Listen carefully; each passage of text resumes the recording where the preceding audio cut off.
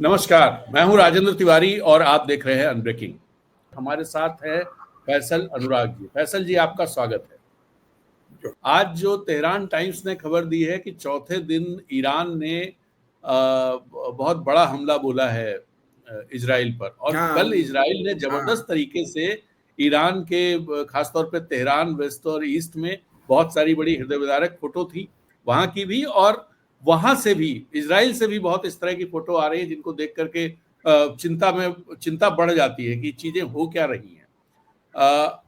एक तो ये, दूसरा, ट्रंप ने ये कहा है कि नेतन्याहू खमनेई को मारना चाहते थे, हमने रोक दिया है।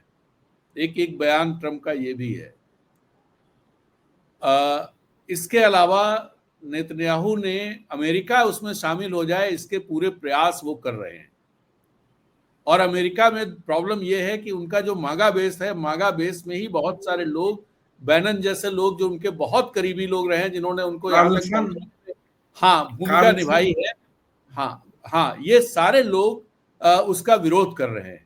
और उनका कहना है बिल्कुल अमेरिका को वहां नहीं जाना चाहिए। और वो लोग उदाहरण इराक वगैरह का भी देते हैं, किस किस तरह की बातें की गई, निकला क्या था, हुआ क्या था, और अफगानिस्तान में हमें क्या झेलना पड़ा है, और जहां से हम निकल के आए ट्रंप की वजह से। अब जिस वजह से हमको वोट मिला है, ट्रंप को वोट मिला है, उसके खिलाफ ट्रंप को नहीं जाना चाहिए, ये दबाव लगातार बन रहा है। और ये चीज ट्रंप के जो बयान है उनमें भी रिफ्लेक्ट हो रही है कि वो बहुत फंसे हुए महसूस कर रहे हैं, क्या करें। दूसरी तरफ इजराइल जबरदस्त तरीके से दबाव बनाए हुए, क्योंकि इजराइल की दिक्कत यह है, उसका सारी ताकत जो होता है ना कि तोते की ताकत या क्या वो कहावत होती है, तो वो ताकत तो सारी अमेरिका में है। और ईरान ने जितनी उम्मीद नहीं थी, ये कोई उम्मीद शायद दुनिया में नहीं करता होगा, ईरान वाले लोग करते हो तो करते हो, बहुत सारे लोग नहीं करते थे कि ईरान इतनी मजबूती से इजराइल जैसे देश को जवाब दे पाएगा। लेकिन उसने मतलब हालत यह है कि नेतन्याहू चुपचाप वहां से निकल के ग्रीस में बैठे हुए, और वो सिविलियन जहाज में गए हैं। मतलब, और ये खबर है कि वो एक बड़े बोइंग में गए हैं सिविलियन जहाज, चूंकि इससे उसको वो मिला होता है, उस पर अटैक नहीं कर सकता है कोई। तो सिविलियन जहाज में अकेला यात्री था नेतन्याहू, जो वहां से बोइंग में, वो वहां से ग्रीस गए। देखिए, इसमें दो बातें कहनी है मुझे। पहली बात तो ये कहनी है कि दुनिया ने ईरान की ताकत को बहुत कम करके आंका। इसका कारण ये था कि 79 में जब वहाँ इस्लामिक रिवॉल्यूशन हुआ, जिसको वो बोलते हैं, तब से ही पूरा पश्चिम उसको उखाड़ फेंकने में लगा हुआ है। जैसे 1949 से ही चीन के पतन की कहानियां लगातार पश्चिम के अखबार, इकोनॉमिस्ट जैसी मैगजीन छापते रहते हैं, उसी ढंग की कुछ हालत वहां है। लेकिन चीन ने इस बीच में बड़े कूटनीतिक प्रयास किए हैं और उसने अपने कुछ दोस्त बनाए हैं और बड़े विश्वस्त दोस्त बनाए हैं।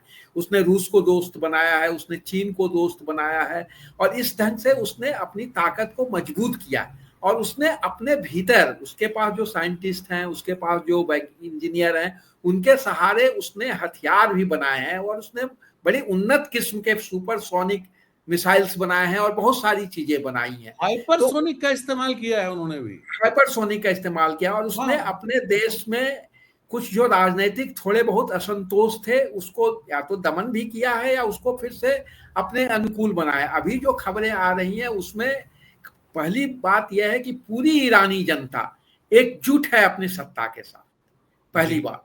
दूसरी बात, चूंकि उनके बहुत सारे वैज्ञानिक, उनके बहुत सारे सेनाध्यक्ष मारे गए, अगर किसी देश के साथ ऐसा होगा तो वो देश तो हथियार डाल देता। जिसका सेना प्रमुख मार दिया गया हो, जिसका उप सेना प्रमुख मार दिया गया हो, जिसके 4 बड़े जनरल मार दिए गए हो, वो देश तो आत्मसमर्पण कर देता। लेकिन आप देखिए, उसने 4 से 6 घंटे के भीतर उसका रिप्लेसमेंट ढूंढा और उसने हमला किया। और ऐसा वैसा हमला नहीं किया उसने। ईरान के बारे में, जो इजराइल के बारे में जो भी नैरेटिव बनाया गया था, जो भी मिथ खड़ा किया गया था कि आयरन डोम और ये और वो, कि उस पर कोई नहीं आ सकता, वो सबके तोड़कर उसको रास्ते में जॉर्डन ने रोका, उसको इराक में रोकने की कोशिश की गई, उसको सीरिया में रोकने की कोशिश की गई, उसके कुछ मिसाइल गिराने की कोशिश की गई जॉर्डन में। उसके बावजूद उसने हमला किया और उसने तेल अवीव को हिला कर रख दिया। उसने ये बता दिया कि हम तुम्हारे बिल्कुल अड्डों को प्रभावित कर सकते हैं और तुम्हारी जो धमनियां हैं उसको हम बंद कर दे सकते हैं। ये काम पहले इजराइल ने भी किया निश्चित तौर पर उनके बड़े लोगों को मारकर, लेकिन उस दोनों में एक अंतर है कि उसमें उसने लोकल कुछ इन्फ्लुएंस क्रिएट किए थे, कुछ उसने दलाल क्रिएट किए थे, उसमें बहुत सारी खबरें आ रही हैं, बहुत लोग गिरफ्तार हुए हैं, वो सारी चीजें हैं। तो उसको अगर आप देखेंगे तो कुल मिलाकर यह लड़ाई दो ऐसी ताकतों के बीच हो रही है कि जिसमें एक और पूरा पश्चिम को खड़ा होना होगा, तभी इजराइल का अस्तित्व बचेगा, और दूसरी ओर ईरान के सामने चुनौती यह है कि वो अपने अस्तित्व की रक्षा करे। ये दोनों के सामने दो चुनौतियां मेरी समझ इसको से। इस तरह से भी देखा जाना चाहिए फैसल जी कि एक सिविलाइजेशनल नेशन है और दूसरा हवाई नेशन है, कृत्रिम नेशन है जो था ही नहीं। एक तो आक्रामककारी नेशन है जिसके बारे में गांधी जी ने 1937 में ही लिख दिया था कि भाई ये गलत हो रहा है कि वहां फिलिस्तीनियों की जगह छीनी जा रही है और इजराइल यहूदियों को वो जगह दी जा रही है। उन्होंने यहूदियों से पूरी सहानुभूति प्रकट करते हुए भी कहा था कि ये गलत हो रहा है। तो कुल मिलाकर आप देखिएगा तो वो एक ऑक्यूपेशनल स्टेट है जिसने कब्जा किया है धरती को पश्चिम के सहारे, इंग्लैंड के सहारे, उसमें इंग्लैंड ही बड़ी ताकत होती थी, इंग्लैंड के सहारे, और फिर उसने अपना विस्तार किया है। लेकिन उसके बावजूद ईरान को कम करके आंका गया। ईरान के पास अभी ताकत है और अगर यह युद्ध लंबा चला, एक आध सप्ताह चला, तो आप देखेंगे कि इसके बहुत ही चमत्कारी रिजल्ट आएंगे और शायद पश्चिम दंग रह जाएगा या पश्चिम स्तब्ध हो जाएगा कि वो जो नहीं सोचा था वो भी हो सकता। ऐसी स्थिति में बेहतर यह है कि इस समय जो बैकडोर चैनल्स में बात हो रही है, चीनी विदेश मंत्री से बात की गई है, पुतिन से बात की गई है और युद्ध विराम की कोशिशें की जा रही हैं, लेकिन युद्ध विराम किन शर्तों पर होगा? भाई इराक में दुनिया ने देखा कि कहा गया कि वहां विनाशकारी रासायनिक हथियारों का जखीरा है जो सद्दाम हुसैन सारी मानवता को नष्ट कर देगा। सद्दाम हुसैन को इन लोगों ने मार डाला, लेकिन वहां मिला क्या? आज इराक जो इतना बढ़िया बड़ा नेशन था, जहां इतनी अच्छी इकोनॉमी थी, जहां इतने लोग खुशहाल थे, उस इराक की क्या आज हालत है? लीबिया की क्या हालत है? जो एक आप देखें, अगर आप तो आंकड़ा जानते हैं, आप दोनों देशों के उस समय का देखिए, प्रति व्यक्ति आय क्या रही थी 1990 के जमाने में, और वो कहां पर खड़े थे, और आज उन देशों की क्या हालत बना दी गई है। तो ये भी अगर इराक बनाना चाहते हैं ईरान को, तो ईरान ने भी बहुत सबक सीखा है इराक के पतन के बाद, और उसने अपनी ताकत को बहुत तरीके से बनाया, और वो पॉलिटिकली, इकोनॉमिकली और क्या बोलते हैं, मैंने सैन्य ताकत के हिसाब से वो उस इलाके का सबसे बड़ी ताकत है। इस चीज को नहीं भूलना चाहिए। $400 बिलियन की इकोनॉमी है वो, 400 बिलियन डॉलर की इकोनॉमी।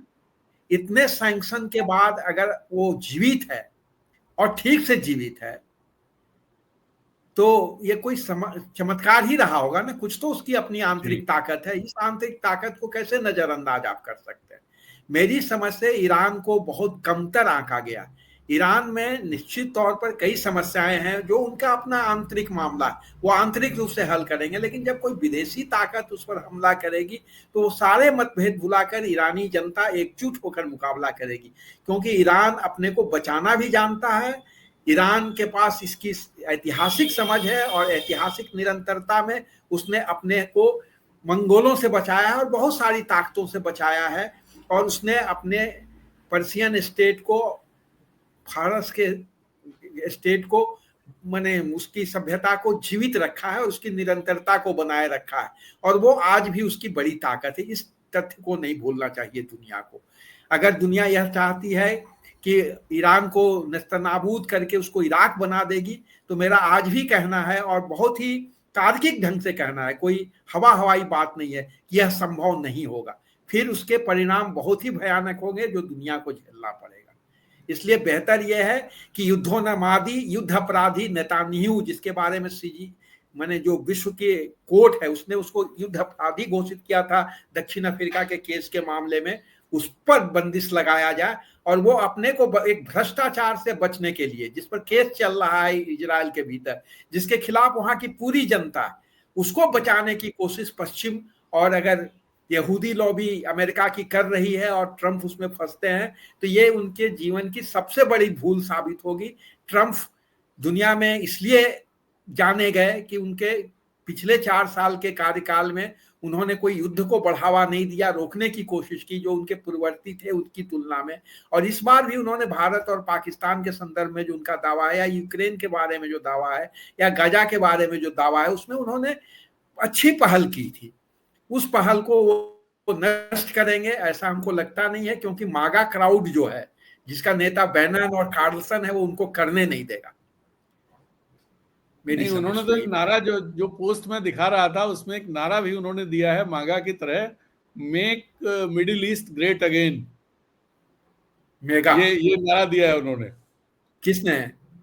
ट्रंप ने। जो अच्छा। ये आपको मैं ये दिखा रहा था ना, जो उनका पोस्ट था अच्छा, सोशल का, उन्होंने वो एंड यहां से होता है make middle east great again.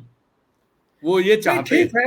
अच्छी, देखिए, अगर दुनिया आर्थिक प्रतिस्पर्धा करती है और उसमें एक दूसरे से टकराव करती है तो अच्छी बात है, लेकिन विनाशकारी हथियारों पर बैठी हुई दुनिया अगर युद्ध के मैदान में है तो ये पूरी मानवता के लिए खतरा है, और दुनिया के हर एक नागरिक के लिए कंसर्न का विषय है कि युद्ध को रोका जाए और भयावह हथियारों की इस जंग से बचा जाए। और दुनिया में एक बात और करनी चाहिए मेरी समझ से, कि हथियार बनाने के जो प्रोसेस है और जो हथियार बनाने वाली कंपनियां हैं, उनको भी थोड़ा अंकुश में डालना चाहिए, ताकि दुनिया को आप ले जाइए ना प्रतिस्पर्धा में, एक दूसरे से प्रतिस्पर्धा विकास के क्षेत्र में कराइए। युद्ध की क्या जरूरत है? लेकिन पूंजीवाद की त्रासदी ये है, साम्राज्यवाद की त्रासदी ये है कि बिना युद्ध का वो उसका एग्जिस्टेंस ही नहीं बचता। आप पूरा साम्राज्यवाद के इतिहास को देखिए, किस ढंग से उन्होंने अफ्रीका को, एशिया को लूटा, किस ढंग से वो खड़ा हुए, किस ढंग से जब वो अमेरिका गए तो वहां के मूलवासियों का उन्होंने विनाश किया, किस ढंग से हत्याएं की गई, किस ढंग से अफ्रीका से काले लोगों को पकड़कर जबरदस्ती लाया गया और उनको क्या बोलते गुलाम का बाजार बना दिया गया, उनकी महिलाओं के साथ क्या हुआ, इसकी पूरी दास्तान भरी पड़ी है इतिहास के भीतर। लेकिन इस चीज नहीं, को अपने समझना यहाँ चाहिए भारत कि से भी लोग दूसरी ले जाए गए, भारत से भी मजदूर ले जाए गए ना, और इन्हीं भाई यही लोग हमारे ले यहाँ से गए। गए मॉरिस, पूरा पूरा जो कैरेबियन, पूरा कैरेबियन हाँ, देशों में जो आज हमारे लोग हैं वो तो गुलाम बन के ही एक तरह से गए थे। उस मॉरिशस पर एक हुआ, किताब बहुत कैरेबियन अच्छी है, देशों में हुआ। अभिमन्यु हाँ, अनंत। हाँ, एक अभिमन्यु अनंत लेखक हैं मॉरिशस के, उन्होंने बड़ी मॉरिशस के, लाजवाब जी। किताब लिखी है, लाल पसीना। उसको पढ़ना चाहिए कि किस ढंग से हमारे लोग जब गए मॉरिशस और दूसरे कैरिबियाई देशों में और आगे मैं बढ़कर, तो ये तो कहता क्या हूँ उनकी फैसल हालत जी, थी। मैं तो ये कहता हूँ वेस्ट ने 200 साल जो लूटा है अफ्रीका को और एशिया को, लैटिन अमेरिका को, अब उसकी वो जो लूट का माल था वो खत्म हो गया है। अपना वो कुछ कर नहीं पा, अब बिल्कुल इसलिए सही, मुश्किल में फंसे हुए हैं वो। बड़े बड़े शहर सही बनाए बात आप जिनको बोल देख रहे के हैं। हम लोग हतप्रभ रह जाते हैं कि अरे ये प्राग है, ये फलाना है, वियना है, ये पेरिस है, ये लंदन है, ये बर्लिन है। हालांकि जर्मनी उस तरह से उतरा नहीं रहा है, लेकिन फिर भी ढेर सारे ये जितने देश हैं, तो अब उनका वो सब खत्म हो रहा है, माल खत्म हो गया लूट नहीं, का। आप वो सही जी। अब एक एक और इस युद्ध को लेकर के नहीं, पाकिस्तान इसमें एंगल एक बड़ा इंपॉर्टेंट। फिर एक ही जी बात हमको याद आती है। हाँ, बोलिए ना। जी जी, आप ये बात कर एक लीजिए। बात मुझे याद आती है, जो फिर हम यहाँ कहना चाहते हैं कि वो जो अपने भाषण में इब्राहिम ट्रोरे ने जो बात कही थी, जो आप बोल रहे हैं कि ये प्राग बना, ये बड़े बड़े मीनार बने, बड़े बड़े वो पेरिस बना, लंदन बना, उसकी कहानियां जो हैं वो अफ्रीकन और एशियाई लोगों के खून पर बना, उनकी हत्याओं से बना। हाँ, और आज उसका ये लोग हिसाब मांगना चाहते हैं, और वो पॉजिटिव तरीके से हिसाब मांग रहे हैं कि तुम हमको मुक्त करो और हमको जीने दो और हमको अपने ढंग से विकसित होने दो। तो मैं जो बात कह रहा इन्होंने था कितनी फैसल जी। अच्छी बात कही। हाँ जी, हाँ, नहीं नहीं, आप पूरा कर लीजिए उससे, क्योंकि मेरी बात अलग है। हो गया मेरा, हो गया। अच्छा, मैं ये कह रहा था पाकिस्तान ने जो जिस तरह की बात कही है ईरान को लेकर के, कि वो एटम बम का भी इस्तेमाल कर सकता है इजराइल पर, इसको किस तरह से देखा जाना चाहिए? देखिए, पाकिस्तान की समस्या यह है कि उसको इस बात का एहसास है और इस बात की सूचना है उसके पास, जो बार बार कही जाती रही है, कि इजराइल जो है वो पाकिस्तान के परमाणु संयंत्रों पर निगरानी रखता है, उसकी खबर रखता है और वो उसको नहीं, का तो विनाश करना चाहता ये है। बात तो सूचना की बात नहीं, नेतन्याहू ने 2006 या 2004 में पब्लिकली कहा था कि एक ईरान और दूसरा पब्लिकली कहा था। पाकिस्तान। तो ऐसी स्थिति हाँ, में तो उसी हिसाब से अगर आप देखेंगे तो पाकिस्तान के सामने भी इस समय अवसर है कि वो ईरान के साथ खड़ा हो और जो इरादे हैं इजरायली शासकों के, उन इरादों को वो चकनाचूर करे। तो ये तो भाई किसी को भी अधिकार है ना कि आप हमारे अगर भारत के परमाणु हथियारों पर कोई अगर आक्रमण करना चाहेगा तो हम तो उसका पुरजोर जवाब देंगे, हर हालत में जवाब देंगे। अगर अमेरिका परमाणु बम बना सकता है, फ्रांस बना सकता है, ब्रिटेन बना सकता है, तो फिर ईरान क्यों नहीं बना सकता है? क्योंकि आपने इजराइल को तो परमाणु संपन्न कर रखा है, भले आपने उसका ऐलान न किया हो। और यही नहीं, जो अमेरिकी परमाणु हथियार है वो तो साउथ कोरिया में, जापान में और दुनिया के अनेक देशों में तैनात है। उसका इस्तेमाल कभी भी किसी के खिलाफ किया जा सकता है। ऐसी स्थिति में दुनिया को में सिर्फ एक यूक्रेन ही ऐसा देश था, जबकि परमाणु निरस्त्रीकरण की बात की गई तो उसने अपने हथियार सरेंडर कर दिए। नहीं तो दुनिया के किसी भी देश ने नहीं किया। और अगर रूस ने गलती से अगर वो कर दिया होता तो आज रूस ताकत नहीं होता। तो ऐसी स्थिति में जो आज पश्चिम की ताकतें हैं उनको सोचना चाहिए कि जो काम हम कर रहे हैं वो दूसरा कोई क्यों नहीं करेगा। इससे आप कैसे रोक सकते हैं, किस आधार पर रोक सकते हैं? जी, इसलिए कि आपने बना लिया 5 लोगों का ग्रुप और उसने एक ट्रीटी बना ली और आप कहते हैं सारी दुनिया से कि आके अब इस पर ट्रीटी करो, हम तुम्हारी रक्षा करेंगे। अरे वो जो ट्रॉरे पूछता है कि तुम कौन हो हमारी रक्षा करने वाले? हम खुद अपनी रक्षा करने में सक्षम हैं और तुम हमारे देश में क्यों हमला करना चाहते हो? आज बताइए, ईरान पर युद्ध किसने थोपा है? ये तो एक सच्चाई है ना कि ईरान पर इजराइल ने युद्ध थोपा। और इस बात को ट्रम्प जानते थे जब इजराइल के साथ परमाणु वार्ता हो रही थी और वो वार्ता एक पॉजिटिव दिशा में आगे बढ़ रही थी और उसके अभी ईरान के साथ ईरान के साथ और उसके टूटने का कोई खतरा भी नहीं था। अभी तीसरे दौर की बातचीत भी होने वाली थी। ऐसी स्थिति में इसको सबोटाज करने वाले को सजा अमेरिका क्यों नहीं देना चाहता? किसने सबोटाज किया इस वार्ता को? कि जो वार्ताकार था आपने उसी को मार डाला। तो उस वार्ताकार ने ये ऑफर किया था कि हम आपके साथ परमाणु डील करने को तैयार हैं यदि आप हम पर से सैंक्शन हटा लेते हैं। तो बात यहां तक आगे जा रही थी, दोनों पक्ष धीरे धीरे झुक रहे थे और एक दूसरे की शर्तें कमजोर हो रही थी और एक अच्छी दिशा में बात जा रही थी। उसको सबोटाज करके विश्व शांति के सामने खतरा इस समय किसने पैदा किया? ये सवाल इजराइल से और अमेरिका से और इंग्लैंड से और फ्रांस से जरूर पूछा जाना चाहिए।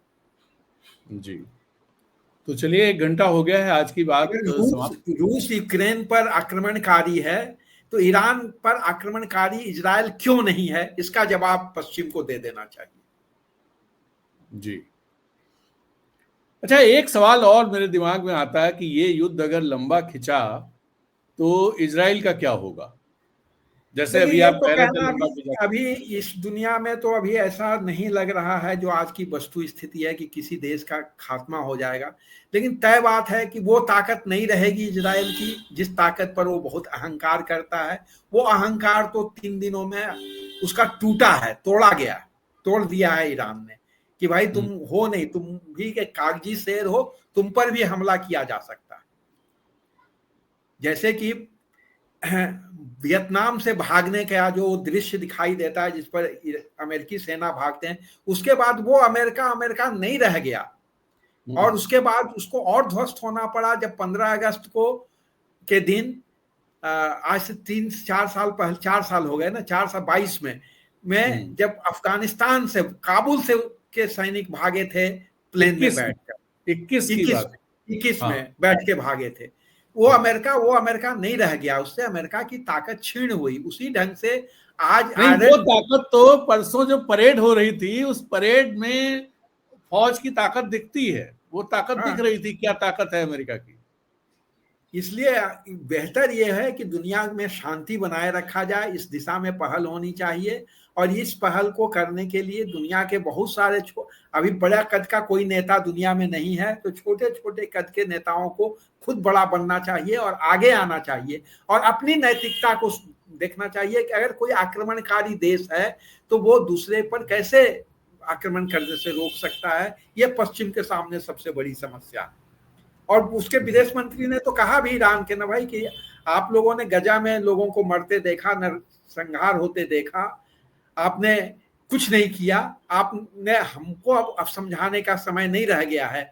इसलिए आप MBS को फोन कीजिए, चाहे सऊदी अरबिया को फोन कीजिए या किसी को फोन कीजिए, उसने अपनी ताकत दिखा दी ईरान ने। अब समय है कि अगले 2-3 दिन में सीरियसली पहल करे संयुक्त राष्ट्र संघ, अमेरिका, रूस और चीन, यही 3 देश हैं जो बैठ के समझौता करा सकते हैं। और इन 3 देशों को आगे आना चाहिए, जिसमें सऊदी अरबिया की भी एक भूमिका हो सकती है, उनके जो क्राउन प्रिंस हैं MBS, उनको जोड़कर, और इस बात को समझाना चाहिए और इस शर्त पर समझौता होना चाहिए कि इजराइल किसी भी अरब मुल्क के भीतर हमलावर नहीं होगा। ये उसको शर्त उस पर थोपा जाना चाहिए।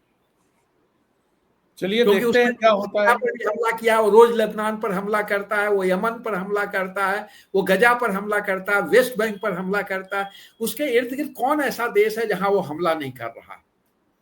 तो ये दुनिया की ताकतों को इस चीज का ध्यान रखना चाहिए और ये भ्रम को दूर करना चाहिए। आज उसके अस्तित्व पर, इजराइल के अस्तित्व पर खतरा अब नहीं है, किसी जमाने में था। वो एक देश बन चुका है, उस देश को वहां 2 स्टेट जो थ्योरी है उसको स्वीकार करना चाहिए और दोनों को मिलजुल कर जीने का हालात दुनिया को पैदा करना चाहिए। मेरी तो समझ ये है जी। तो इसी के साथ इजाजत दीजिए। फैसल जी, आपका बहुत बहुत शुक्रिया और यहाँ जुड़े मित्रों का बहुत बहुत शुक्रिया। नमस्कार, जय।